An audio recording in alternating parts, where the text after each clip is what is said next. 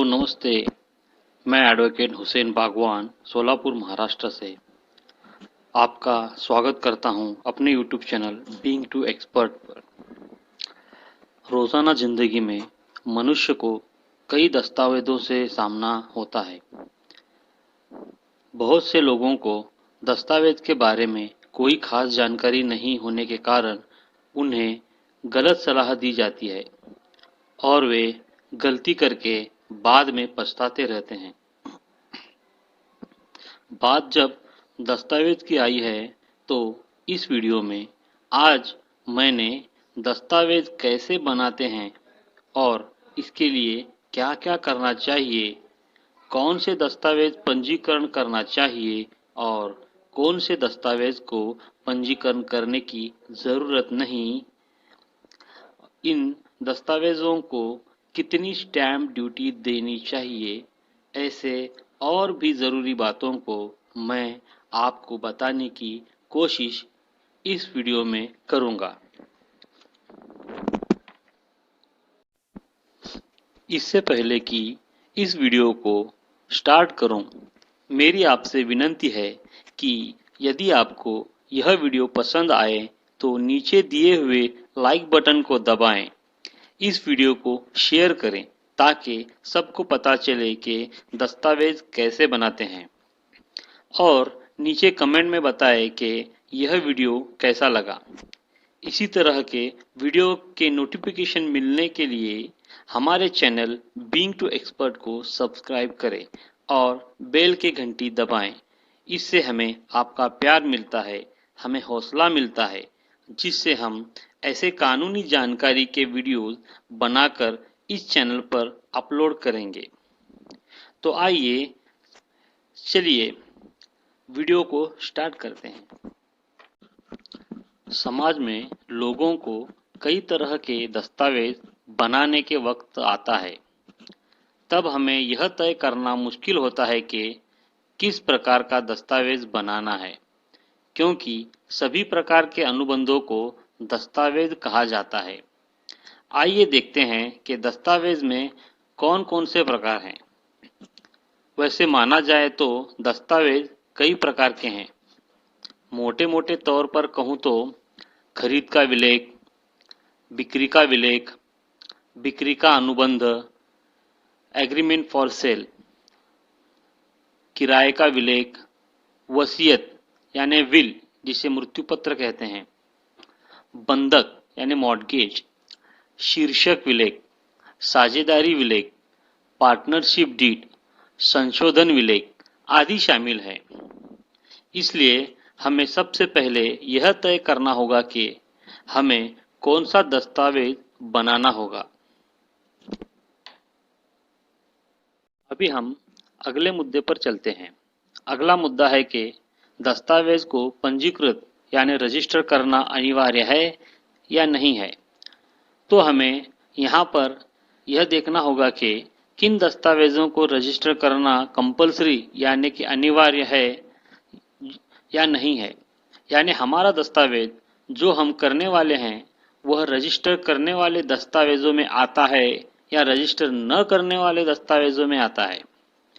एक बार रजिस्ट्रार से दस्तावेज दिखाकर उनसे राय मशवरा भी कर सकते हैं कि आपके दस्तावेज पंजीकृत दस्तावेज में आता है या नहीं, क्योंकि कुछ दस्तावेज ऐसे हैं जिनको कानूनन रजिस्टर करना ज़रूरी है और कुछ दस्तावेज ऐसे हैं जिन्हें रजिस्टर करना कंपलसरी नहीं है। इसलिए आपके द्वारा बनाए गए दस्तावेज किस प्रकार में आता है यह देखना महत्वपूर्ण है। यदि आपका दस्तावेज पंजीकृत करना अनिवार्य है यानी रजिस्टर करना कंपलसरी है तो आपको उस दस्तावेज को रजिस्टर करना होगा। लेकिन कुछ दस्तावेज ऐसे हैं जिन्हें रजिस्टर करना कंपलसरी नहीं है। उदाहरण के लिए कहूँ तो वसीयतनामा विल जिन्हें हम मृत्यु पत्र कहते हैं, उसे रजिस्टर करने की आवश्यकता नहीं है। Power of attorney notary public द्वारा पुष्टि की जा सकती है। बख्शीश पत्र को भी रजिस्टर करना कंपलसरी नहीं है। जाहिर है, यह तय करना आवश्यक है कि आपका दस्तावेज पंजीकरण में आता है या नहीं। कई बार वस्तुओं की कीमत निर्धारित करती है कि दस्तावेज को पंजीकरण करना अनिवार्य है या नहीं, इसलिए इस मामले को जांच करना सही रहेगा। जब दस्तावेज को पंजीकरण करना जरूरी है या नहीं, इस मुद्दे के बाद अगला मुद्दा जो आता है वह स्टैंप लगाने के बारे में है। जी हाँ, मैं यहाँ स्टैंप ड्यूटी की बात कर रहा हूँ। तो मेरा अगला मुद्दा है कि दस्तावेज को कितना स्टैंप लगाना होगा।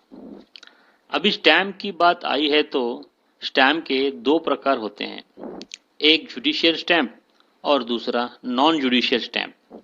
यह दो प्रकार आते हैं। जुडिशियल स्टैंप यह कोर्ट में दावा दाखिल करते समय इस्तेमाल किए जाते हैं और नॉन जुडिशियल स्टैंप दस्तावेजों पर इस्तेमाल किए जाते हैं। जो यहाँ पर हमें नॉन जुडिशियल स्टैंप का इस्तेमाल करना है। यदि आप दस्तावेज को पंजीकरण यानी रजिस्टर करना चाहते हैं तो आपको स्टैंप अधिनियम के तहत जो कीमत बताई गई है उतने कीमत का स्टैंप लगाना होगा। उदाहरण के लिए वसीयत, जिसे मृत्यु पत्र कहते हैं, उस पर कोई स्टैंप लगाने की जरूरत नहीं और साधारण एफिडेविट को रुपए 20 से 100 तक का स्टैंप पर किया जाता है और पावर ऑफ अटॉर्नी यह भी आमतौर पर 100 रुपए या 500 रुपए के स्टैंप पर किया जाता है। आवश्यक दस्तावेजों के अनुसार स्टैंप ड्यूटी दिया जाता है और उस पर टाइप किया जाता है।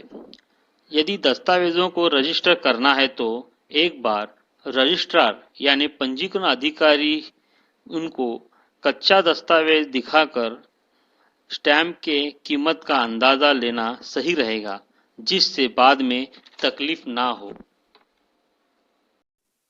इसके बाद अगला मुद्दा यह है कि दस्तावेज तैयार करते समय किन बातों का ध्यान रखना आवश्यक है। नंबर 1, रिक्त जगह। जब आप स्टैंप पर दस्तावेज लिखना चाहते हैं तो आप लिखने की शुरुआत स्टैंप डीलर के संकेत के नीचे से लिखना शुरू करना चाहिए। स्टैंप के पीछे बिल्कुल लिखना नहीं चाहिए। इसके अलावा स्टैंप पर बाईं ओर 3.5 इंच और दाईं ओर 1 इंच जगह छोड़ना आवश्यक है। साथ ही स्टैंप के साथ इस्तेमाल किए जाने वाले अन्य कागजों पर भी इसी समान मार्जिन छोड़ना चाहिए। नंबर 2, पंजीकरण शुल्क। स्टैंप के अलावा पंजीकरण शुल्क का भी भुगतान करना होगा। यह शुल्क दस्तावेजों के अनुसार बदलता रहता है।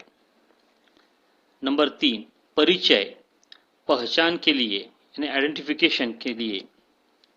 दस्तावेज पंजीकरण करते समय 2 पहचान देने वालों को साथ में ले जाना चाहिए, जो निर्माता को पहचानता होगा और रजिस्ट्रार को पहचानता होगा। इसके अलावा आप एक वकील द्वारा पहचान ले सकते हैं। नंबर 4, दस्तावेजों की प्रतियां। दस्तावेज की प्रतियां निकालना जरूरी है। आमतौर पर 4 से 5 प्रतियां निकाली जाना चाहिए, क्योंकि भविष्य में कोई दिक्कत ना हो। इसके बाद किन बातों पर ध्यान देने से इनमें गलतियां कम हो सकती है, आइए वे कौन से बातें हैं देखते हैं। सबसे पहले आता है दस्तावेज में राशि यानी मुआवजा। दस्तावेजों में मुआवजा आमतौर पर संख्या और अक्षरों में लिखा जाना चाहिए। दोनों में कोई अंतर नहीं होना चाहिए, यानी फर्क नहीं होना चाहिए। आगे दूसरा मुद्दा है दस्तावेजों में अधिकार। यह स्पष्ट लिखा होना चाहिए कि दस्तावेजों में कौन कौन से अधिकार हैं। यह सुनिश्चित करें कि इसका कोई दूसरा अर्थ नहीं निकलता। अगला तीसरा मुद्दा है संपत्ति का विवरण। यदि दस्तावेज में संपत्ति है तो उसमें संपत्ति का विवरण स्पष्ट रूप से आना चाहिए। उदाहरण के लिए, अगर स्थायी संपत्ति हो तो उसमें उसके चतुर्सीमा यानी पूरब, पश्चिम, उत्तर, दक्षिण और गांव का नाम, तालुका और जिला का नाम, उसका क्षेत्र, संपत्ति किस बारे में लिखी गई है, ऐसे बहुत कुछ बातों पर ध्यान देना होगा। जैसे जमीन पर कुआं है या नहीं, पेड़ पौधे आदि बातों पर ध्यान देना होगा। इसके बाद अगला मुद्दा आता है जो कि दस्तावेज में इस्तेमाल किए जाने वाले नियम और शर्तें। दस्तावेज में नियम और शर्तें स्पष्ट और समझने में आसान होनी चाहिए।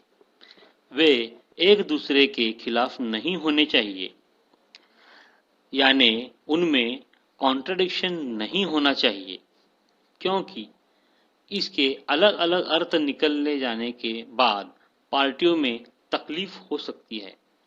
इसलिए नियमों को सरल भाषा में किए जाने के बाद भविष्य में विवाद उत्पन्न नहीं होता है। अपवाद। यदि कोई असाधारण मामला दस्तावेज में शामिल किया जाना है तो इसमें स्पष्ट रूप से उल्लेख किया जाना चाहिए। उदाहरण के लिए, यदि कोई व्यक्ति अपने बाग को दूसरे को बेचता है तो उसके पास एक कुआं है और विक्रेता अपने घर के लिए पीने का पानी का अधिकार रखता है। इस तरह दस्तावेज में स्पष्ट रूप से उल्लिखित होना चाहिए। अगला मुद्दा है पार्टियों का विवरण। इसमें उन अधिकारों का विवरण होना चाहिए जिनके तहत पार्टियां दस्तावेज दाखिल कर रही हैं। उदाहरण के लिए, यदि हिंदू परिवार के मुखिया का कर्ता के रूप में कोई पार्टी है तो उसमें इसका उल्लेख होना चाहिए। अगला मुद्दा है गवाह। इसके अलावा दस्तावेज में 2 गवाह होना जरूरी है। उन गवाहों के हस्ताक्षर लेना आवश्यक है और इसके तहत उनके पते भी लिखना है। अगर कोई गवाह अशिक्षित है तो उसका अंगूठा लेना और वह अंगूठा उसी का है यह सुनिश्चित करने के लिए इसके तहत शेरा करना आवश्यक है।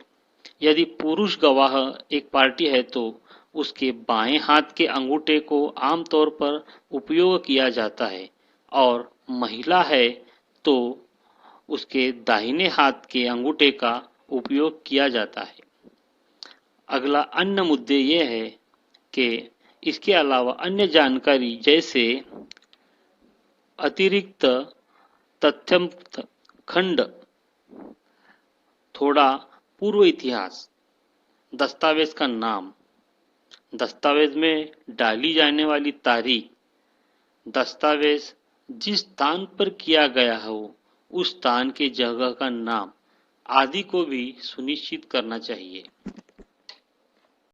इन सभी बातों से आपको समझ में आया होगा कि दस्तावेज बनाते वक्त कौन कौन से बातों का ध्यान रखना चाहिए, जिससे भविष्य में आपको दस्तावेज बनाते वक्त कोई भी कठिनाइयों का सामना नहीं करना पड़ेगा।